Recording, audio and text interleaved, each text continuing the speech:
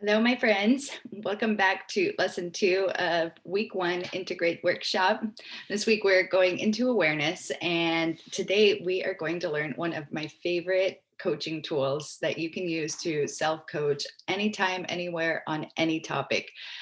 This coaching tool literally blew my mind, so why not waste any time? I do hope that you have done your homework for this past week or for this past lesson, and go ahead and bring that with you to today's lesson because it'll be interactive. You'll see this program will continue to build on itself throughout the 6 weeks. So I'm going to go ahead and share my screen with you. I have a fun little presentation for today's class, and let's get right to it. All right. So today we're going to learn all about the model and learn how the model can take us from going to why me to, yeah, I'm winning, I'm thriving, I am doing this, I got this. This tool is created by Brooke Castillo. She is the just an amazing teacher, mentor, life coach. And she's got a podcast called the Life Coach School Podcast, a program called Self Coaching Scholars. And she basically took the works of a lot of her mentors and really compressed them into a coaching tool that has revolutionized the way that I do my coaching. Basically, this tool itself lets me really see any aspect of where my client might be holding themselves back and then plug it in from the 5 elements of awareness that we talked about on Monday. So whether it's their circumstances that I think might be holding them back, or the thoughts that they're having about their circumstances, as you see, or how they're feeling in their emotional body, maybe that's where we need to do the work. I plug that into this equation, as you'll see, and then I'm able to see how we can create new results for the client. But I'm going to teach you how to do this yourself today so you can use this tool whenever you would like. Since I want to make this pretty relevant, I'm going to use a real life example. So I'm going to tell you the story, actually, my own personal story.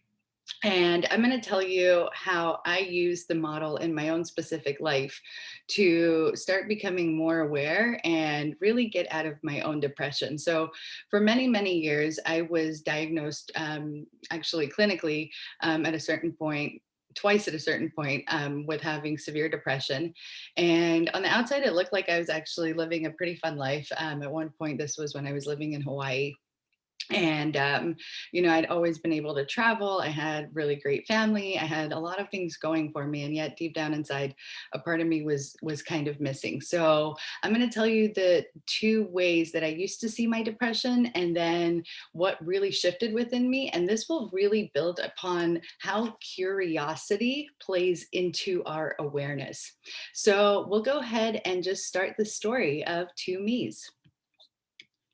So as we know, our circumstances, like I mentioned last week, are basically just the facts. So if I want to speak about my depression, I don't say it's a horrible time in my life or I was really, really sad. What I say is basically the factual information, so to say, that I was diagnosed with medical depression by a doctor would be a really great way to just put the factual evidence that anyone could go pull up my medical records and see that that was the case. Now, we know that in order to get that diagnosis, lots of things would have had to happen, and I would have had to have meetings and tell the doctor, and those could also be facts. I told the doctor this was happening to me specifically, and because the doctor evaluated those situations, said, yes, you're depressed. So in my early 20s, really throughout my teenage years as well, but in my early 20s was the first time that I was diagnosed with depression. Um, and right away, my thoughts about it were I'm too sensitive. I suck. I'll never fit in. There's something wrong with me. No one truly likes me, et cetera, et cetera. So if you can kind of remember this tale of the 2 friends that we have here. One of them was this thought pattern, right? I got diagnosed with depression. That was the circumstance. And the thoughts that I were having were just so negative about myself, about the depression diagnosis, about how I felt about taking medicine, about what that meant about me and my success and my future. I had all the thoughts, guys, but really, I didn't stop ever to really examine them, right? I just kind of assumed that all those things were true because they were my first response. And what I'm going to teach you today is how to use the model intentionally to, even if not, start thinking in new ways. So on the right here was, I would fast forward to the next time I got diagnosed with depression in my late 20s. And my thoughts immediately, I had been doing a lot of self work already. That's why I started seeking a therapist again. And my thoughts were already kind of in the personal development world and wanting to be kinder and better to myself, be a little more curious. So I started having thoughts like, I'm experiencing a long period of sadness. That's okay. I have a lot of yucky feelings, and that's okay. And I have a lot of sensations in my body that are very uncomfortable, and that's okay. And so I would actually start in my thinking describing more of those circumstances, those facts, right? So our thoughts are the sentences in our brain about our circumstances, and those thoughts create our feelings. So our feelings or emotions are those sensations in our body. And when I was resisting my depression diagnosis, or just letting it shape me and say, I'm too sensitive and I'm stuck and I'm never going to be good enough and no one will ever like me, the biochemical physiological response, like if you were to draw my blood at that point in time, would have been filled with cortisol and other stress hormones. And it would have looked like I was in fight or flight mode if you were actually to study my blood samples. And those sensations felt horrible in my body, right? Like when we're going through a tough period, we feel the pressure in our chest and the stomach heaviness and constant headache and the okay, help me, tense shoulders and muscles and constant back pain for me. And I always did not feel comfortable in my body. And the other part of me, when in my later 30s, I kind of started being nicer to myself and started having thoughts like, hey, I'm experiencing sadness. Where is this coming from? And getting more curious about it and wondering how to be kinder to myself through the process. That part actually started feeling a little bit lighter. It started letting me feel all of my emotions. I wasn't as scared to feel horrible for 2 or 3 days, or even have an instant shocking moment of sadness and just let it come over me. Like when you step outside, it's been so cold recently in Georgia, and okay, I say it's cold in Georgia. Everybody else has like feet of snow. I am so feeling for my friends in Texas right now. But it's for me, just moving back from Hawaii, I don't do the cold well. And recently I've been walking my dog and just really stepping out. And at first, like all of your muscles tense up, and the briskness and the chilliness is so scary at first for me and my body and my reaction. But recently I've just been breathing into it and allowing it and seeing what cold feels like in my body. And with each breath that I take and ease my muscles, I realize that cold's not so scary and cold's not going to hurt me. It just feels uncomfortable and it's a new sensation, right? And I've been going with my dog on longer and longer walks. And I've been realizing that the more I feel into the cold, the more that I just, every time I notice I'm tensing up and resisting it being cold, I take a deep breath and just open my body and allow it to be cold. Sometimes by the time I get home with my dog, like I'm still feeling cold. I'm not like able to not feel it at all, but my whole body just feels also like alive and invigorated. And there's this struggle of like wanting to resist and release, and it's this ebb and flow, but it's what feeling alive feels like to me. And that was the first time that I was depressed and felt alive. Whereas when I was depressed and thinking negatively about myself and being judgmental of myself and feeling like I was stuck and nothing would ever move, and there was this constant pressure, I was almost like heavy, like dull inside. I didn't want to take any actions, didn't want to put on makeup. I lived by the beach. It was absolutely beautiful, and I couldn't get up and get out or go do anything, right? And it was ridiculous. And so that's when I really started to shift and was like, okay, maybe there's something to this. Maybe just self talk, positive self talk, even when it's hard, is the first step. And it really did shift all of my feelings. And so that feeling of feeling alive is what we're going for, just for a second, even if it's uncomfortable, to feel into it, to experience all of it. Because from that place, I actually wanted to take action because that's what you do when you're alive. So even though I was so depressed in the past, what would have happened to younger me, 20-year-old me, with that model? So the model, as you're starting to see it unfold, is my thoughts leading to certain emotions, led to actions where I started drinking. I did smoke lots of pot to cover everything up. Basically, I lived the sex, drugs, and rock and roll lifestyle. I went to bunches of concerts and traveled for music, and I loved every bit of it, but none of it really like fulfilled my soul. I reached it out for religion. I became Orthodox Jewish. I tried everything to soothe what was going on inside, but I never could because I wasn't speaking to myself in a kind way. All of those things were solutions to, hey, maybe if I do this, I'll feel better. So then I can think about myself better, rather than reversing it and saying, hey, I'm going to think about myself better and see what flows from there. And so when I started just being lighter and experiencing all of my feelings and really feeling a lot more alive, what happened is I started searching for, at that point in time, I was pretty dissatisfied with my career and where I was going. So I actually started looking into becoming a lawyer. I started studying for the LSAT. So even though I was depressed, I was kind of doing something and it made me feel good. I started pursuing a relationship that I'd been putting off for years and years with a good friend. And and even though that didn't work out, it was like such an amazing, like I started picking up my life and working again. And finally I got a coach and I became a coach. And so that whole journey shifted everything for me, right? And the results are basically like a new me. Like the person that I am today is so different than the person that I am even a year ago and 2 years ago, and especially 3 years ago when I was really, really sitting in my funk. So that is what a model is. It's basically being aware and going from the feelings to the actions, seeing what we do and how that creates our results. And as you remember, our results are going to be cumulative and they're going to create the new circumstances in our life. Remember our little walking ostriches who used to have their head in the sand, right? So those new circumstances are going to be where we reach out further from and where we start to expand further from. And there's always going to be this ebb and flow. But if you really want to go from just basically reacting to the world and observing and just kind of going with the flow or what gets thrown at you, to manifesting, there's a really secret formula that's not so secret, that is absolutely incredible. And if it was easy, everyone would be doing it. So this work is not easy, but if you do it, it will change your whole life.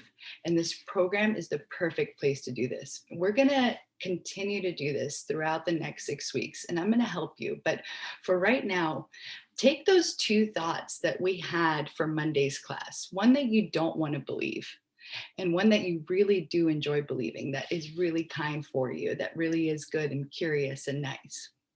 And I want you to think of that thought that is really kind and curious and nice. And even if you don't have that yet for yourself, I want you to see how you can plug this in and see what it would be like to be that person in the model. I also want you to be able to use the model to see when you are actually being reactive to a situation. So rather just having a circumstance happen and then feeling closed off and yucky and upset, like I did when I was depressed, we're going to use that thought download aspect to see our thoughts, but then we're going to take it even further and really fill out like a self-coaching little framework about how does this thought lead to this feeling, lead to the actions that I take, lead to my results, with curiosity. And this, if you do even for 5 minutes a day as a journaling prompt in the morning daily about thoughts that you're having, will change your life. This is the most incredible coaching awareness, self-coaching awareness tool when done with curiosity that I've ever found. So the question I want you to ask yourself is, how would you feel if you already had that thought, if you were already your best self, if you, how would I feel is what I started asking myself when I wanted to become a coach. If I already was a coach, I didn't know exactly what that was like. And I started playing with the thought, just saying, I am a life coach, right? That's so new. People always ask you, hey, what do you do? I'm a server. I work at Ruth's Chris, and I had to switch that to I'm a life coach. Oh, really? And then it leads to so many other questions, right? What are life coaches and so on and so forth. But just saying I am a life coach felt off to me because I didn't have any clients yet. I didn't know what I was doing. I kind of just barely started coaching myself. If you have an important point to make, don't try to be subtle or clever. Use a pile driver. Hit the point once, then come back and hit it again. Then hit it a third time, a tremendous whack. Winston Churchill. I really want you guys to think about this. When you're trying to become the next version of yourself, at first it's going to be uncomfortable. At first, it's going to be something that you're not used to. At first, your body is going to resist it because it's not used to feeling into those emotions and saying, yes, that's true about me. Also, if there's thoughts that you're trying to shed about yourself, at first your body's not going to want to let go because that feeling and thought process is oftentimes on repeat on a subconscious level because we've never brought awareness there, right? The ostrich in the sand. And that's why it feels so uncomfortable. I want to make clear again, if you have an important point to make, if you want to go from point A to point B, don't try to be subtle or clever. Wake up, be curious, be kind, use this tool of awareness, use a pile driver, hit the point once. This is just the first aspect of, oh my gosh, I'm having awareness. Then come back and put it in the model, right? Do your thought download and then put it in the model and hit it again and see, hey, how does this really unfold for me? And then when you put it in the model, hit it a third time, a tremendous whack, he says. This is when you really start acting from the action line of your new model, even if you don't feel like it. And that's what we're really going to work on throughout this program. So I want you to know you don't have to do this all today. We're just starting with looking at the model today. But every single time you're feeling off or you're feeling like you want to be somebody different or life is hard for you, you can always use this tool and plug it in and just gain curious awareness about what all the versions could look like. All right. I hope I've got you excited enough with working with the model. So basically, the model is just our thoughts, feelings, actions, and results based on a certain circumstance. I kind of organized this way for you. There's so many ways of doing it. My teacher likes to just write CTFAR for circumstance, thought, feeling, action, results. And then you can fill it in horizontally. That's how I do it quite often too. But this is a really nice way if you're just starting out to see both what it's like to be the observer of a situation, like what your initial reactions are, and then how it feels to be the manifester, the creator. So I want you for today's homework to take your two thoughts, the one that you kind of see yourself having that you're not so happy about, and really play it all the way out. What thoughts are you having just in what, or I'm sorry, put the circumstance up at the top here. I apologize, right under working the model. And so my circumstance was diagnosed with depression, right? Remember, our circumstances are going to be really, really factual. So you could say the circumstance is, want a new career path, right? That's like provable in the court of law and or in certain ways. Like you could be honest with the circumstance with yourself, or you can even say, I am feeling sad as a circumstance, right? That is your observation of what's going on for you. But then I want you to see what thoughts are you having about that circumstance?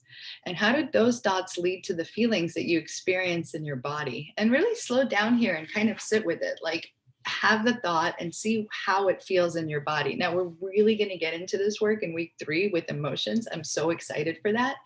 But just for a moment, imagine like, how does this train of thought make me feel? And when I feel that way, what actions am I taking? Fill that in there. And from those actions, what results do I get? And remember, the results are cumulative actions over time, but those results start our new circumstances, our new reality. If I continue this train of thought with these feelings and these actions, and I keep yielding these results, what's my life going to look like in the new circumstance? Now, remember, do this with curiosity, right? Don't beat up on yourself about it because you're about to show yourself that you're also able to do something different, even if you don't feel like it. Imagine having the same circumstance, but having a different thought about it. And then, if you were having a different thought about it, how would you feel? How does that new thought make you feel if you just tried it on? And from that place, from feeling that way, what actions are you going to be taking? And what might those actions look like as you feel even better about yourself and even better about your circumstances? Or even better is an interesting word. Even easier, even freer, even more open, even more curious, right? Even more interested. And then what results would that lead to? And at the end of the day, if you continue to have those cumulative results over time, what new circumstances would you create in your life? So you have your homework, grab your thoughts, plug them in here, just be the observer or see if you can create a whole new version of you and bring this back with you on Friday. Feel free if you want to drop it in our group. I will have this document working the model for y'all separate as well as this slideshow. And I am so excited for Friday's class. We're really going to actually break this down, dig into this work, and really see how we can use this to create a game plan for the rest of our challenge. I am so excited to have you all in here. Thank you so much for posting your videos from week 1, and I will see you all on Friday. Have a beautiful day.